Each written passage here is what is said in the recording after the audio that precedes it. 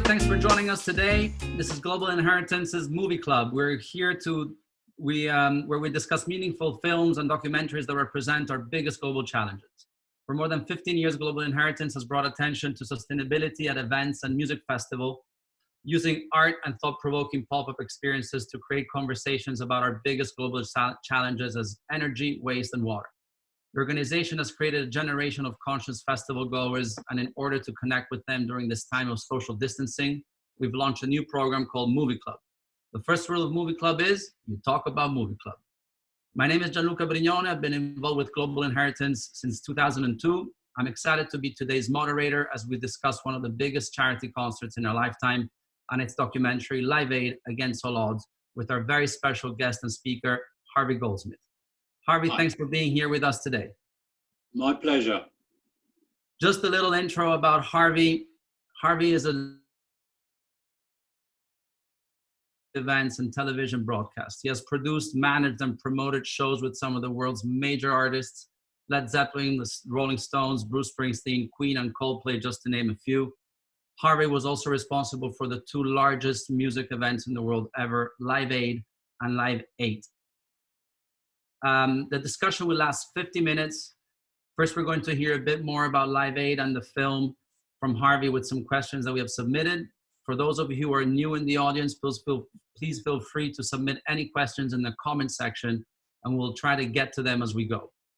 We're excited to be joined by our friends at Propeller today, who are managing our weekly giveaway by encouraging people to take positive actions. At the end of the discussion, we'll provide you with an action code that you can submit on their website to win the weekly drawing, so stay tuned at the end of the talk. And with that, let's begin. Harvey, how are you, your family, loved ones? How are you doing in this new situation that we have going on? We're all doing well, thank you. It's certainly strange and it's certainly different, and it's a new world, but we're all getting used to it. In London, where we are, like you, I guess, in lockdown, the weather's changed. We had a couple of weeks of great weather and now it's cloudy and rainy, so it makes it even harder because you're stuck inside. But we're getting on with it, and we're all thinking about our future and how to make this work, really. So did you have anything planned that you had to postpone? Lots. Yeah, it's been a bit of a painful process, and it's still going on because, of course, none of us at the moment know when things will resume, certainly in the entertainment business, and certainly for live concerts and events, which is what I do. So we can plan ahead 6 months, 9 months, a year, but we still don't know whether they're real or not. So it's very difficult. It's complicated. Yeah, that sounds pretty familiar, I think, for everybody in the industry. So going back to our discussion today, how did you first become interested in the music industry? I mean, you were likely in school when some of the early cause-based music events like Concert for Bangladesh in 71 or Rock Against Racism in 79 happened. Did those have any influence of your early life in using music as a platform for good? Maybe it was after school because you kind of started doing your thing in the early 70s, right? 66. 66, there you go. Yeah. We had a lot of music at home in our house, and we listened to quite a wide, eclectic mix of music, mainly jazz, a lot of jazz. But one side of my family were into classical music, one side of my family were into jazz, and rock and roll was something completely new for everybody. So we were learning as we went along. And I got into the music business by pure accident, which is probably how 90% of the people in the music business actually got into it. I went to university to study pharmacy and pharmacology. I applied for a particular course. I got a place at that course, and 6 weeks after I got to the university, the course was cancelled because the grants were not coming through. And I got very upset about it. So I joined the student union, and I went to a student union meeting, which is like your fraternities, but much wider. And the president of the union was talking about all the various societies, the rugby club, the cricket club, the football, blah, blah, blah, blah, the chess club. And I put my hand up and I said, okay, this was on the South Coast in Brighton and Sussex. And I said, I hear all this, but where's the entertainment? And they looked at me and said, well, we've just been through it all. I said, that's not entertainment, that's boring. What about entertainment? And anyway, I won my way through and I opened a club in January 1966 called Club 66. And I had no idea what, where, when or how. I'd never done it before and it just worked. It was, if you look back in that period, it's probably the most creative period we've seen in any of our lifetime because everything changed during that middle 60s period. It was baby boomers, it was young people demanding a say in life, it was the whole protest of the student movement across Europe, it was the start of the Vietnam War and all that business. So there was so much change going on. Out of it came tons of new music. And I just kind of grabbed onto the coattails of music and just learned as I went.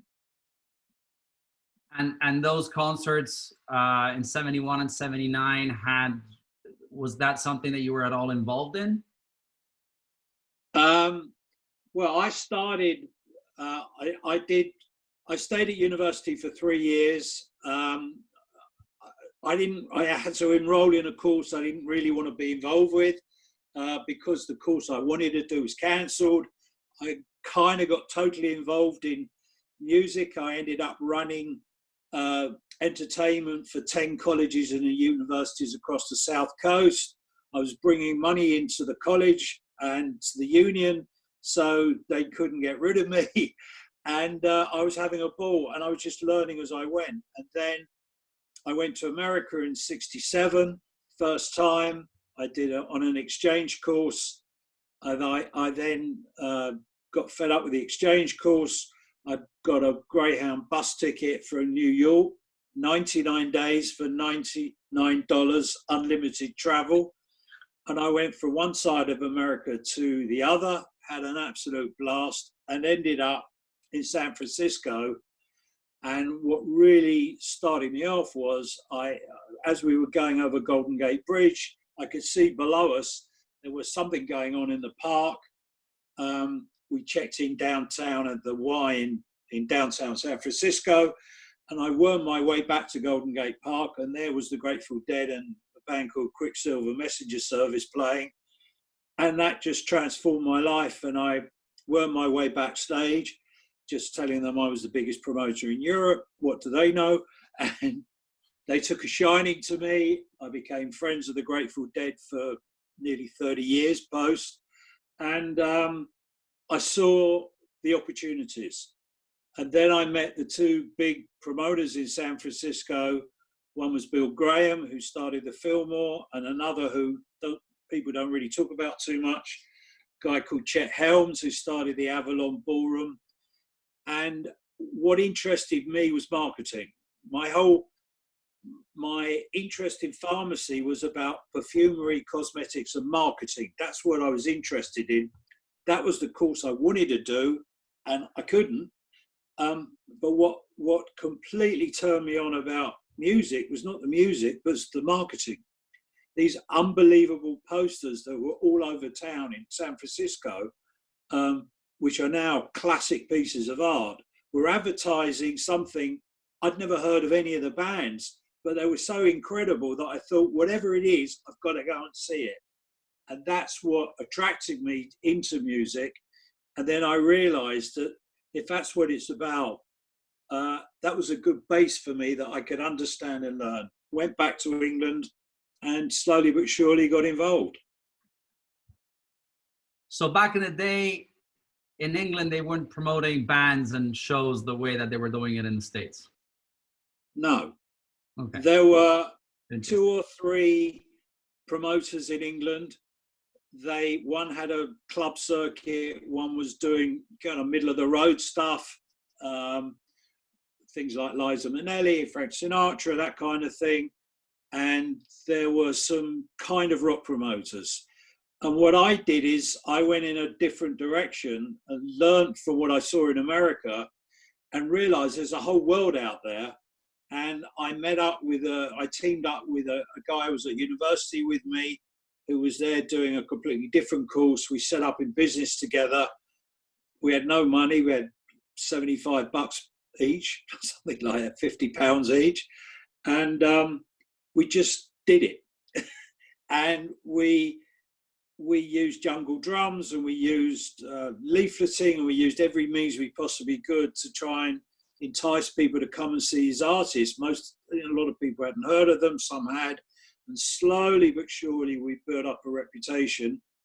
And then I spent 5 years, what I call pushing the envelope, because I had no idea what I was doing. I had no training. I had no one to help me, no one to learn from. We just did it as we went. And it was quite a journey. And then in 71, we went from owning a club to running a venue, to running a very famous space called the Roundhouse. And then we were offered by the London Authority, called the GLA the GLC at the time. And they said, we've got this space called Crystal Palace, and they do 3 or 4 classical concerts there every year. Do you think you could do one of your popular concerts? And that really started it off. So the first really, really big show I did was the Pink Floyd and the Faces and a band called Mountain. And it just sold out. And selling out in those days was a trip, because everybody had to queue up to buy a ticket.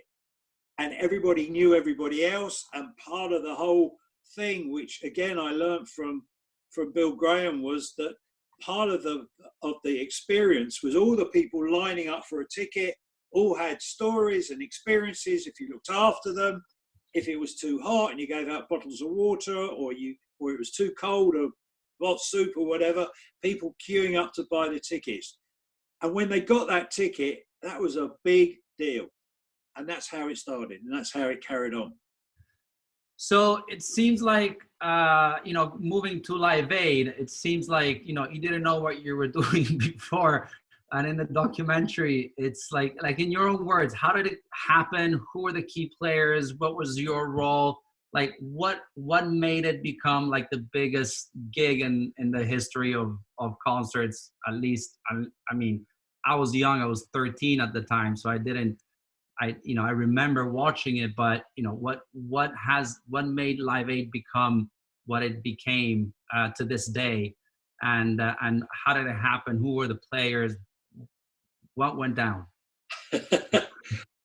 Okay, so as far as I'm concerned, I found it just as easy to put on events that help people as it did to help myself. I was already doing very nicely, thank you. And for me to put something back was easy. I did my first charity concert, if you like, in the early 70s. We worked with The Who, and we did a tour called Who Put the Boot In around the country in football stadiums. And all the money that we raised went to help abused mothers. And we set up a house for abused mothers to take their kids who are having real problems. And then I worked with Paul McCartney, and we did concerts for Kampuchea. So they were not long after Bangladesh. So all that was already, I was used to doing it. What happened in 85 was really started in October, November 84. For the first time in TV history, we were suddenly looking at on the news at pictures of people in Africa who were starving. No one had ever really seen it before. If you were, there were odd programs that talked about it a little bit, but nothing as poignant and as punchy as those news broadcasts. The result of which was Bob got together with Monsieur and they created the record, which came out over Christmas, To Their Notes Christmas. It became a huge success. They raised £7-8 million. And Bob thought, well, I've done my bit, this is great, and the money will get out there. And then he was persuaded to go to Africa, which he didn't really want to go. But he was persuaded to go because he didn't want to, he didn't want to put himself out there as benefiting from all this work and getting all this promotion. So he didn't really want to do it. But he went out there because he wanted to see for himself what he could do with the money. And when he got there, he saw two things. One, that the starvation problem across this region of Africa called the Sahel region was unbelievable. And the second thing was that the money that he had raised, he'd given to various charities for foods, medical supplies, tents and all that kind of thing, was stuck in the docks. So the problem in England was, or in Europe was, at that point in time, we were talking during the day in the news and in the papers about fruit mountains, butter mountains, excess food that was being created. They didn't know what to do with it. And here we are looking at pictures of people down the road who are literally starving to death. So that was behind it all. So I saw it as well. But my life in that period was pretty nuts. The Pink Floyd had split up. I was looking after Roger Waters. He had produced his first solo album, and I was on my way to New York to open in Radio City with his first solo album called The Pros and Cons of Hitchhiking. And then after that, I had worked with this group called Wham, George Michael, since they started. And their manager phoned me up and said, I've arranged for Wham to go to China. I can't go there myself. I want you to go and meet them. They're going to be in Hong Kong, do 2 concerts, pick them up in Hong Kong and take them to China and put the phone down. So here I am going to New York with Roger Waters, who wasn't an insignificant artist, and opening his first solo tour, and then going from New York to Hong Kong and then on to China, literally into the unknown with Wham. And Bob was calling me up saying, look, you know, we thought about this. We need to do a concert because we need to raise some more money because what we've raised is a spit in the ocean. So I said, look, I can't even think about this until I get back, which is why we had such a short period of time to put the concert on in the end. That's how it all started. I was aware of what was going on. It had hit me as it hit everybody else in the country of what a problem this was and how ridiculous it was that we had so much surplus food in one part of the world and no food in another part of the world. And yet all we had to do is put it on a plane and send it over there. But obviously it was more complicated. So the day after I got back from China, and that was quite a trip unto itself, and that was the first pop act that had ever been to China. Bob was waiting for me in my office when I got to the office and just sat down and said, we've got to do this. So I said, okay, let's do it. It's going to be difficult. I have no idea what we're talking about. I hadn't shaped it in my mind yet, but I knew we had to do something. So Bob told me he had dates that he wanted to do. He wanted to do an event at Wembley Stadium. And I couldn't tell him that I had 3 shows booked with Bruce Springsteen at Wembley Stadium. And he kept telling me these dates. And I'm going, no, I don't think those dates are available. He said, yeah, we'll get the dates. I couldn't tell him that I had Bruce Springsteen playing on those dates. So this saga went on, and eventually we homed in on the date, and then we started working. What I was lucky enough in having, because by the time we got to 85, I was doing 700-800 concerts a year. I was touring acts around the world. I'd taken Elton John to the first pop act to go to Russia. I'd just finished the Wham thing in China. I was working with a lot of other artists. So I had an amazing team of people who worked with me. So I sat down with my whole team and we started to map this out. And Bob and I became yin and yang. Bob would say he would just throw something in the ring and I'm going, it's impossible. And he would say, nothing's impossible, you've got to do it. And this went backwards and forwards and backwards and forwards. And slowly but surely, we started to shape what this was about. Our biggest issue initially was to try and get some TV time. And Bob had gone to a very famous sports entrepreneur called Mark McCormack, and who owned a business called IMG. It was basically golf and tennis, and said to Mark, can you help me get some TV? And Bob was negotiating for an hour, possibly an hour and a half broadcast on our fourth channel called Channel 4. And I talked to Bob about it. I said, no, we've got to do better than this. And we finally went to the BBC and we found a producer that I knew very well, who there were very few kind of rock TV shows. And this chap called Mike Appleton had produced the Old Grey Whistle Test, which was a very famous pop program on TV in the UK. I went to see Mike, took Bob with. He went to see the head of daytime television at the BBC. And the head of daytime television was taken with the pictures that he had seen on the news, on his broadcasts on his TV channel, as everybody else, and was quite taken by it. And kind of, he liked the idea of what we were talking about. And he said that this was on a Friday. He would take it to the controller of BBC, the director general, and see if he could persuade him to give us some airtime. And Bob kept thumping the table and screaming and shouting and saying, it's not airtime I want. We need the whole day to present this concert. It had never been done before. No broadcaster in the world had ever allowed a whole day of TV for one show, let alone a music show. Anyway, he took it to the controller of BBC, who's Michael Grade, who's now Lord Grade, and we waited until Monday. We didn't hear anything, and Bob was getting extremely frustrated. And then by Tuesday, I phoned up and I said to Roger Lawton, who was the head of daytime television, Roger, what do you think?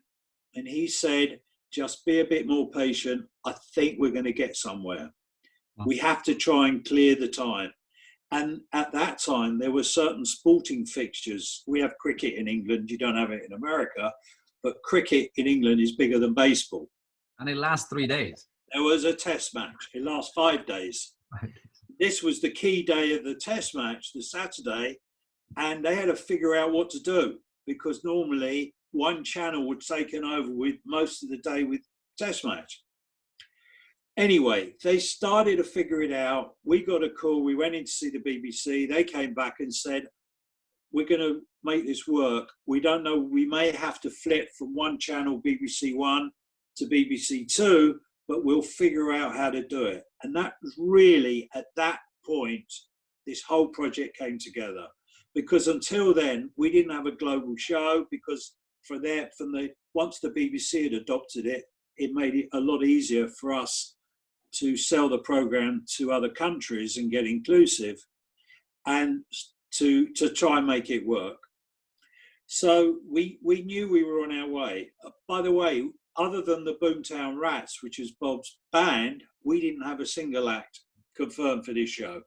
We weren't even thinking about acts at that point. We then had television and the start of television. And I met a chap in LA who kept phoning up and saying, I've heard about this, I think I can help. I could sell the TV around the world. His name was Kevin Wall.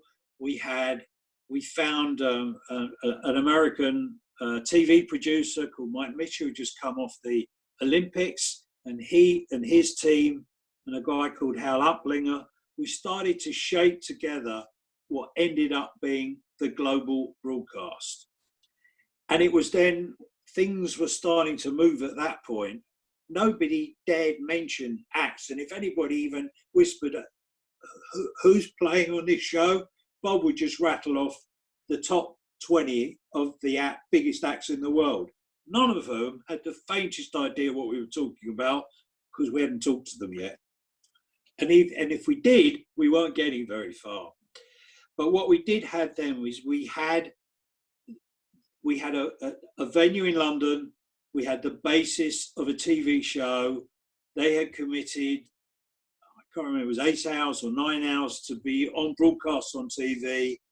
We had agreed with them that we could do this as a fundraiser, which means we could raise money because that's difficult on television. It's not easy to do it, but the principle of it was there.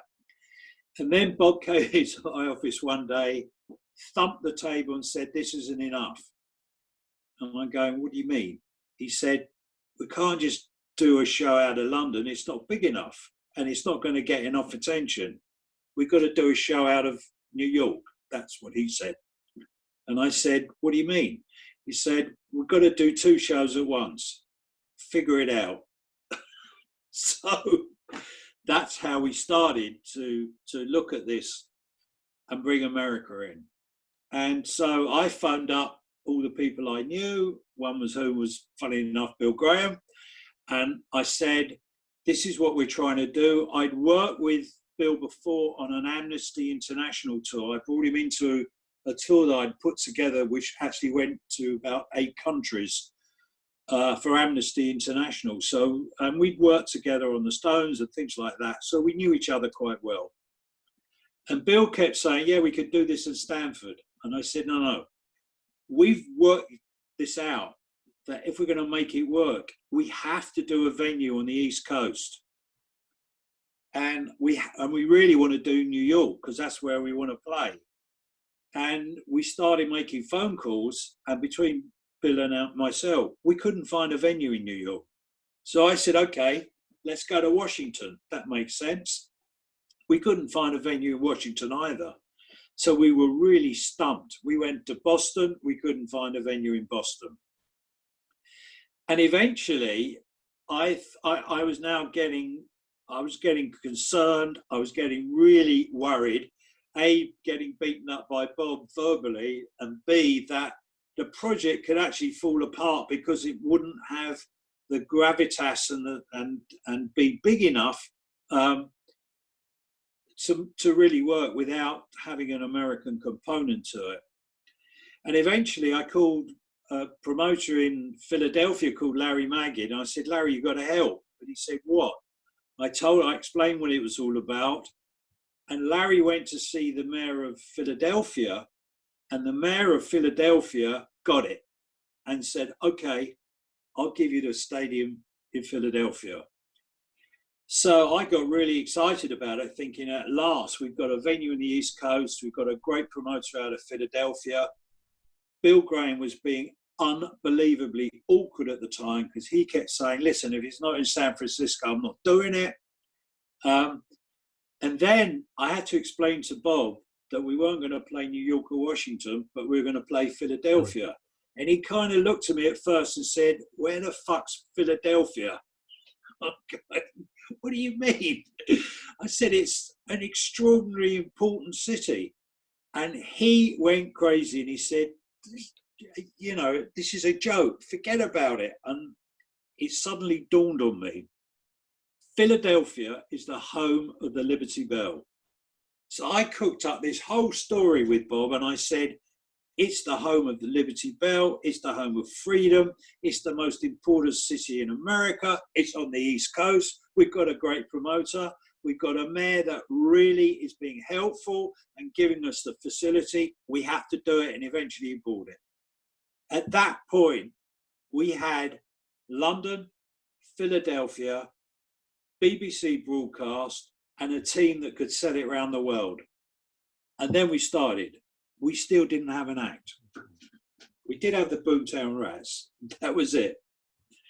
So at this point, I had got the best team going of production people and the great PR people, and we put this whole project together slowly but surely, and everybody kept whispering, who's playing? Who's playing? Who's playing?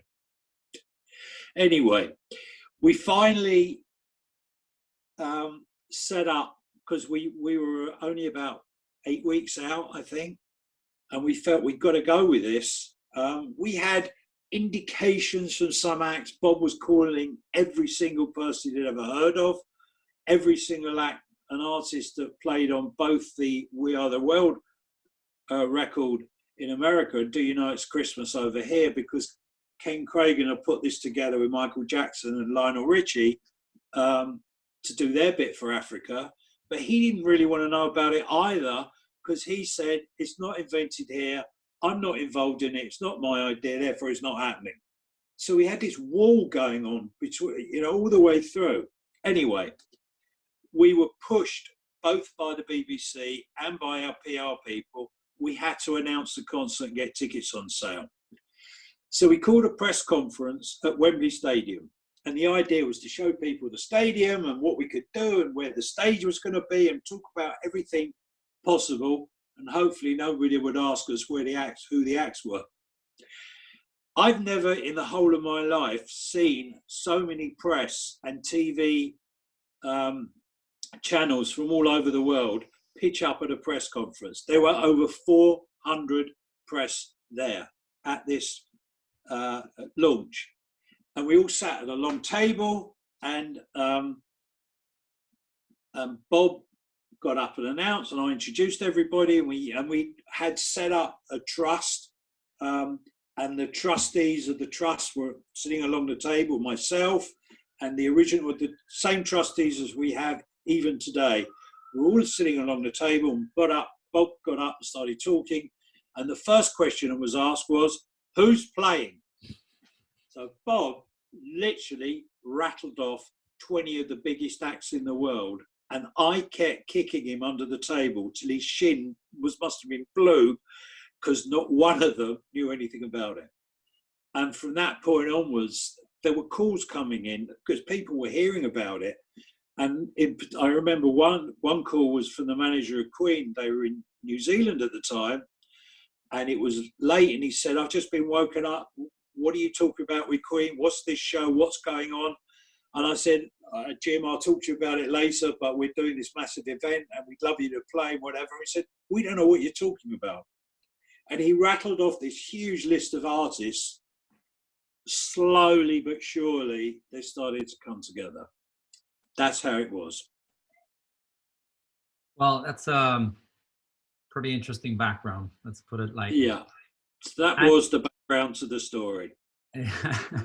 And regarding the bands, was that something that was just a joint effort between you and Bob, as far as just him just convincing them, and you with the management background that you had with as a producer, promoter, closing them to come, basically?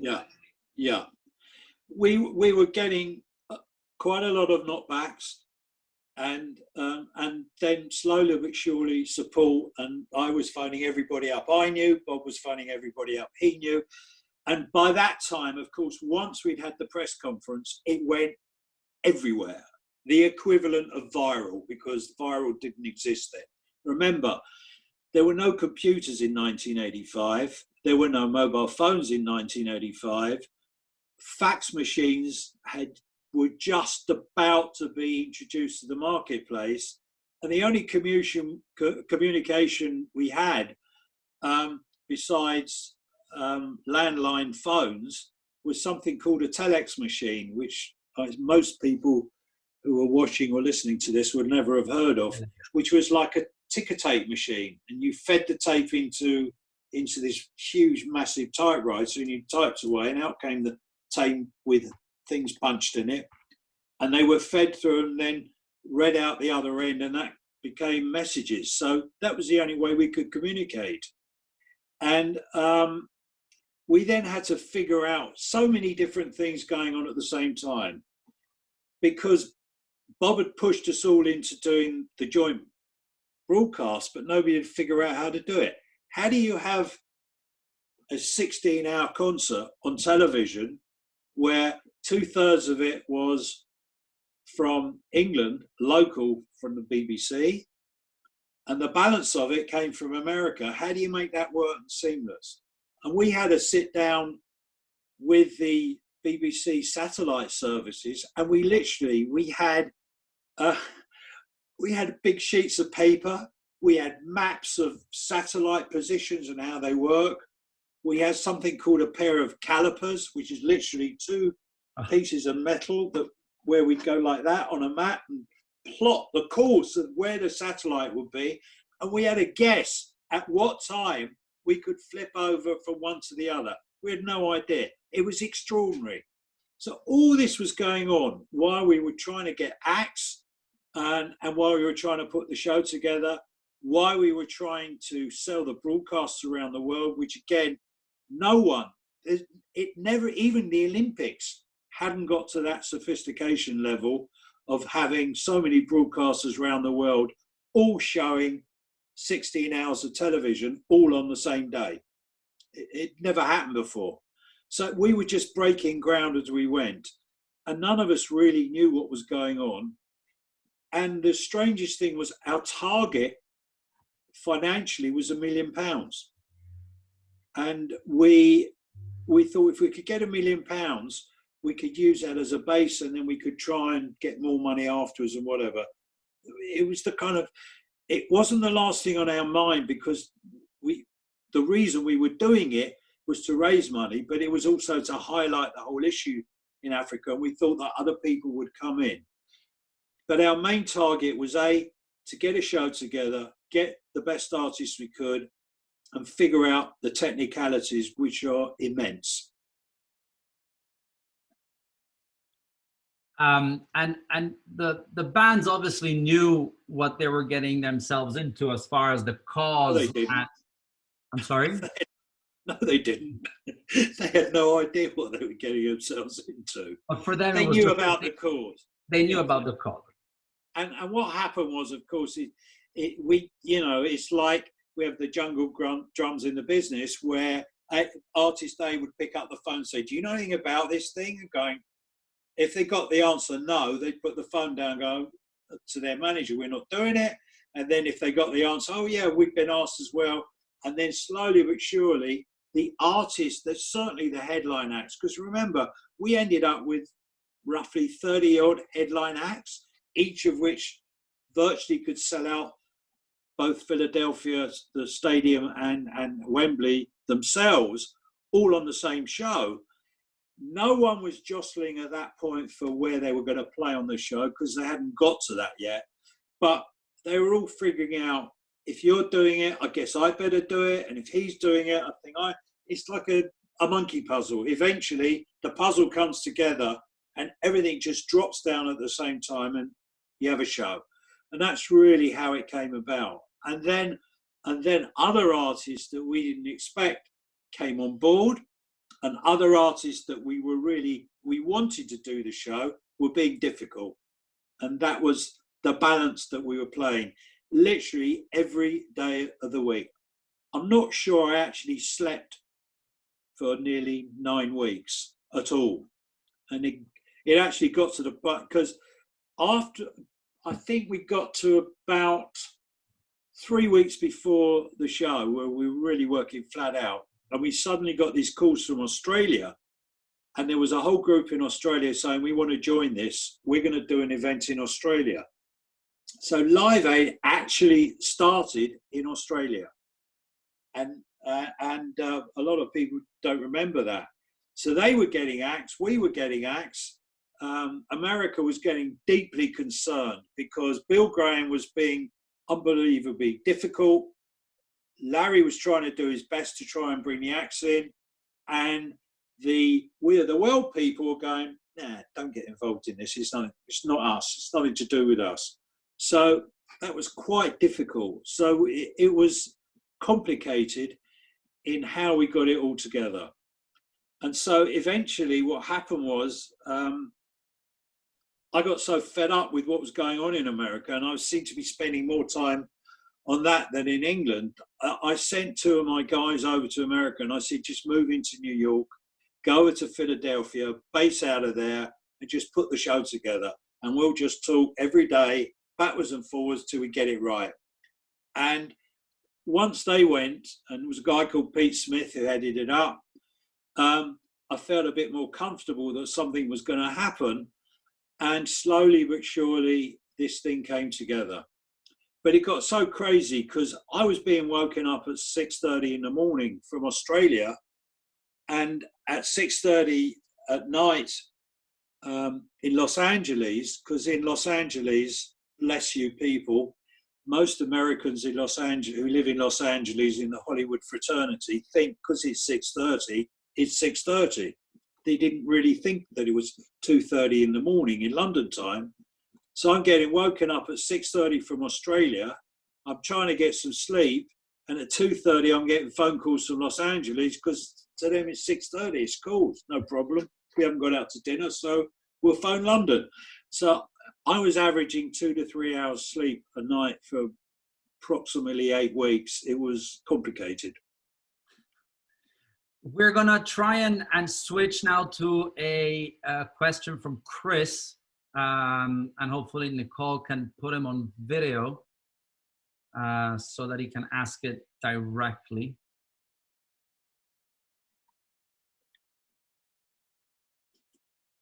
There's Chris. Can I see him? No. I think you can. There he is. Ah, hang on. Let me see what I have to do. There's no, you need to unmute yourself, Chris. There you go. Well, great to hear the backdrop for the event. How much did you raise eventually? Like, I know there's some give us your money from Geldof during the televised event, but what were some of the key turning points in the event to raise money? The night before the concert, Bob and we had a lot of issues the night before. It started off that I got a phone call from my crew at Wembley. We created this turntable. And the idea was, it was a turntable stage. It was divided into 3 sections. One band would be playing on stage, one band would be coming off, and one band would be loaded on. That was the basis of how we devised it. Friday night at 8 o'clock, the stage broke down. It started turning, it stopped, it got stuck. The crew were so frustrated, they were all exhausted. I got a phone call from my production manager saying they're all going home. I had to go down to Wembley and just call them out, give them all a speech, buy some chocolates, make them feel good, calm them down. And it got to the point where I said, listen, if we have to get horses down there to turn this bloody turntable, we'll do it. And eventually they rallied round, got together. So that was one part of it. And then I got a phone call from the president of one of the biggest record companies in the world, who basically said, unless my 3 acts are on the major broadcast, because in America, MTV showed the whole show, but ABC only did a 2-hour version of it. And basically he said, unless my acts are in the main broadcast, I'm going to pull Mick Jagger and I'm going to pull, I can't remember who the other act was. Yeah. No, it wasn't Zeppelin. It was going to, and I going, okay, fine with me, just pull them. So that was going on. And then finally at about 3, something about 2:45 in the morning, Bob and I spoke and we were both wrecked. And I said, you know what, if they don't turn up, what difference does it make? We've got enough acts to make the show work and they'll be there anyway. It'll be cool. Let's try and get a few hours sleep.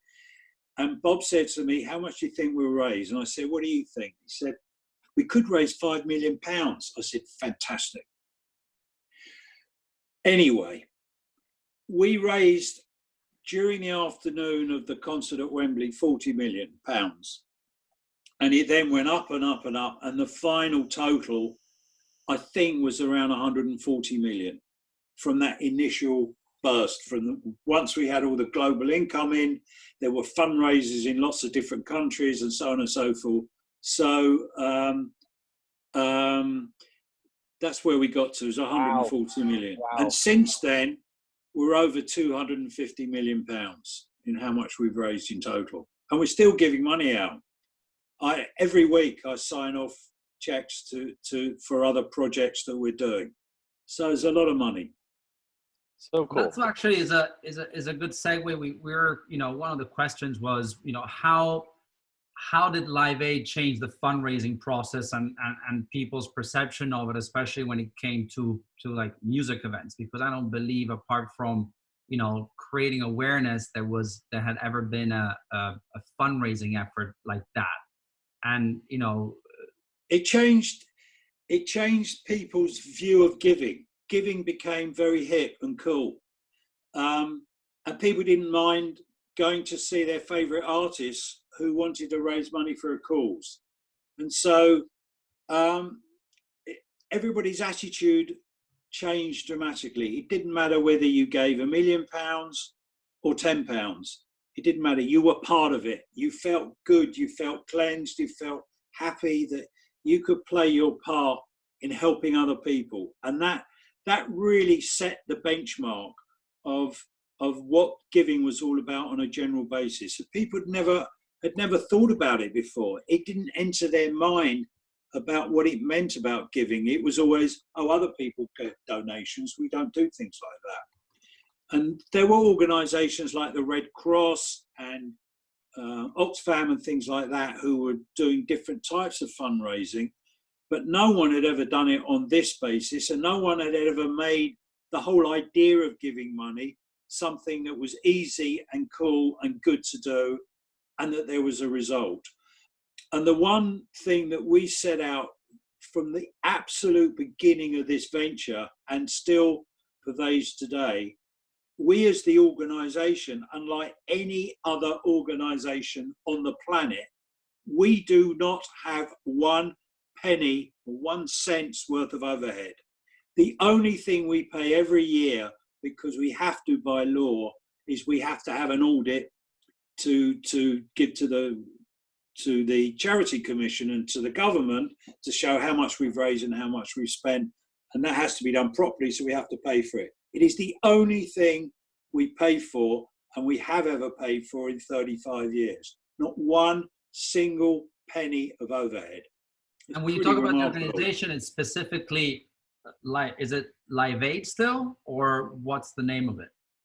Band-Aid, the Band-Aid Trust. Band-Aid, okay, it's Band-Aid, okay.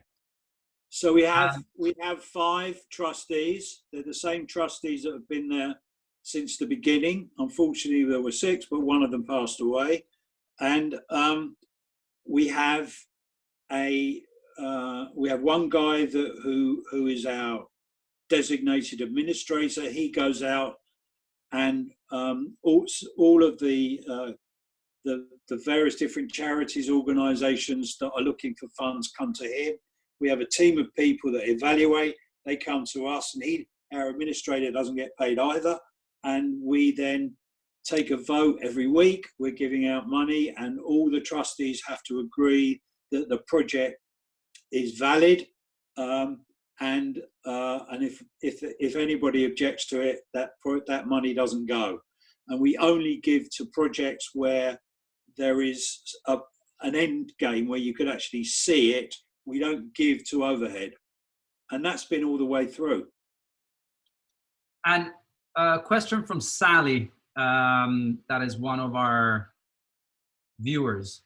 What would you say, following up to this discussion, what would you say to critics of benefit concerts that, sometimes they just say that, bands just do it for exposure and the money doesn't get distributed? Because anyway, it became, after Live Aid, kind of music seems to be one of the environments that people rally around all the time to raise money on certain, in certain moments, like they did, recently for COVID.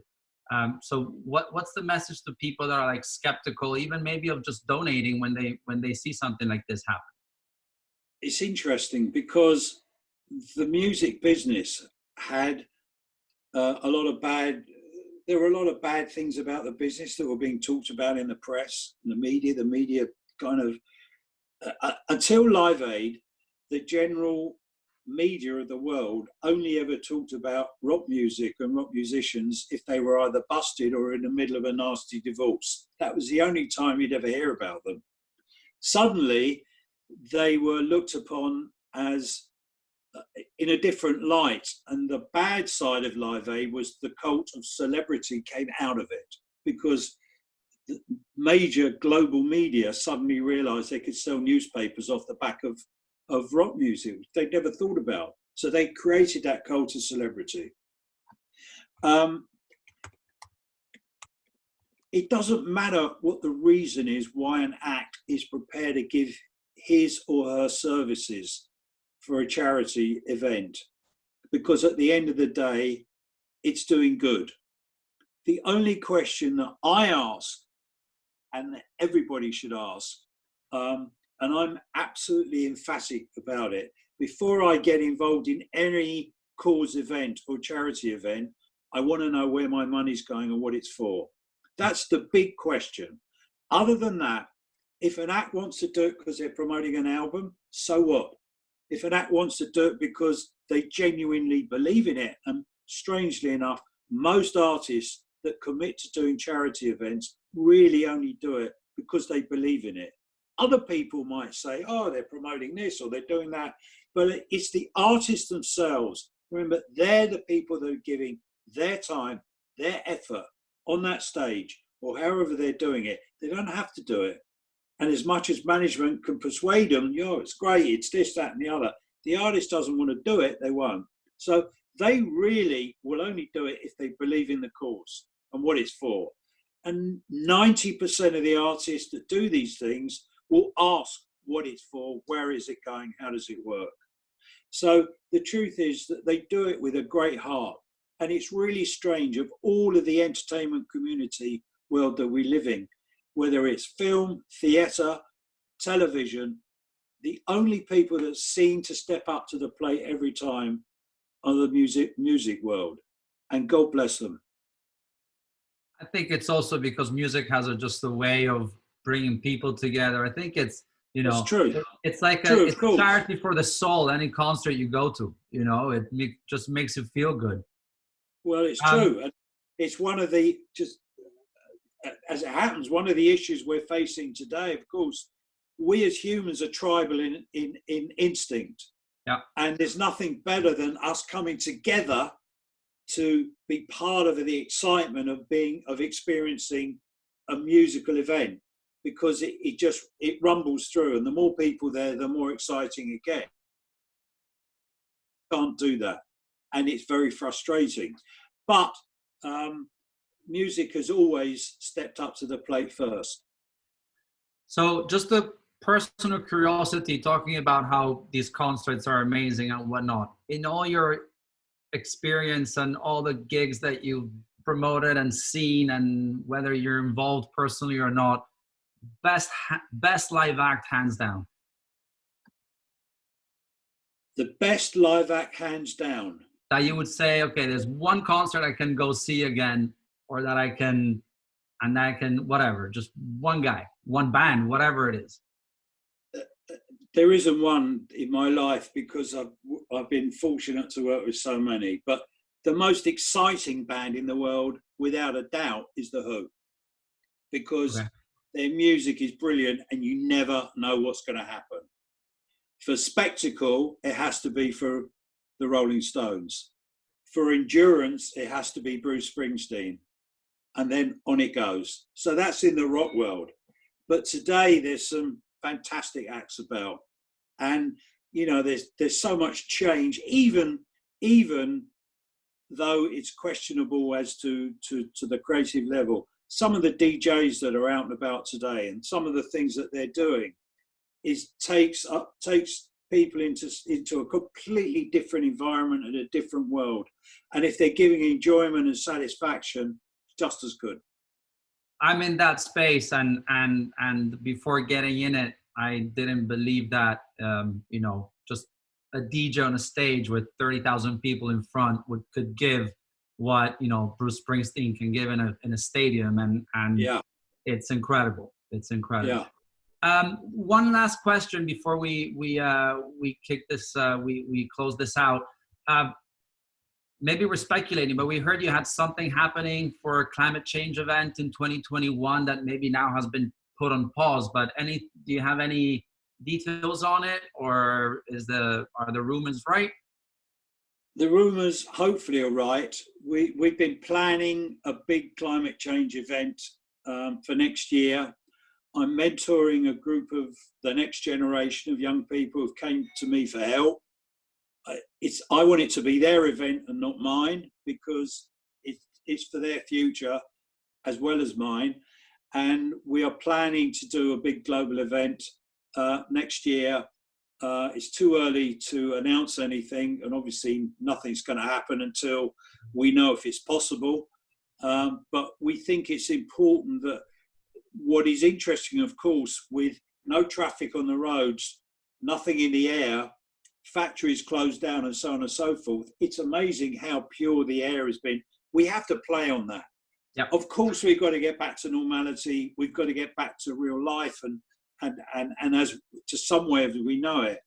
But let's hope that out of all this mess that we're in now, we can at least look to a future which is greener and better for us, which is going to save the planet to some extent for the future generations. So we want to do something next year where we can play our part and have a big global event that celebrates it. And part of it, the guys that I'm working with, and it's a global team, are coming up with a process where everybody can work out their own climate and environmental juices, if you like. I can't tell you too much about it because it's too early, but there will be a reason for doing it. There'll be a logic to the event, and there'll be something that everybody can benefit from after the event.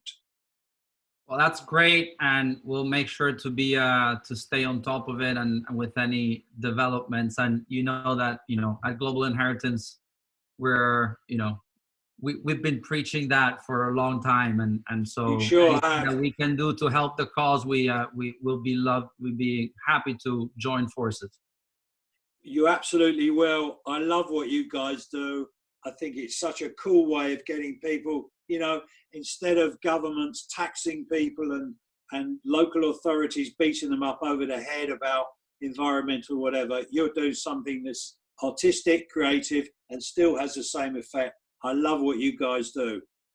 Thank you very much. One last question, then we'll close it out. We'll let you go, and thank you for your time. Advice to your 20-year-old self, for all the people that are in our generation and younger that are listening in and maybe are involved in music and or whatever else in their life. You started with wanted to do perfumery, ended up being doing what you've done in your lifetime. But 20-year-old self in this world, with or without coronavirus, because that's gonna come and go. Well, I mean, you got to look at it with the perspective of returning to a better, hopefully, and normal life. So what would you say? I think if you believe in something, really believe in it, and you've got to have the courage, the guts, and the commitment to see it through. If you want to be a musician today in any form, it's a struggle. It's much harder today than it ever was before, because the outlets are so vast and wide, it's hard to get picked up and to be seen. But if you really believe in what you're doing, go for it, and you've got to put a lot of sacrifice, but you'll get there with it. If you believe we can change and do something about the environment, let's do it. If you think we can make our world better, let's make it better. It's all there to be done. It's only having the confidence, the courage, and the commitment to see it through. That's the only advice I can give people. Thank you very much. Harvey, listen, it's been an honor for me to be able to talk to you. It's, I've heard your name and seen everything that you've done for many years. Thank you for your time, and you're a busy guy, and this was means the world to the organization and all the insights and anecdotes you gave about Live Aid are, just add to what the documentary shows. So we've been, it was a treat. My pleasure. Thank you very much indeed. And lots of luck with what you guys are doing. Thank you very much. Stay safe and healthy, and maybe we'll meet again. Hopefully, that would be good. Yeah. Thank you, everybody, for watching and following and submitting your questions. We'll keep in touch for new movie club activities and the new movies for next week shortly. Oh, and sorry, last thing, make sure that you go, and we'll provide you with the code for Propeller to go and enter to win the giveaways that they kindly donate every week.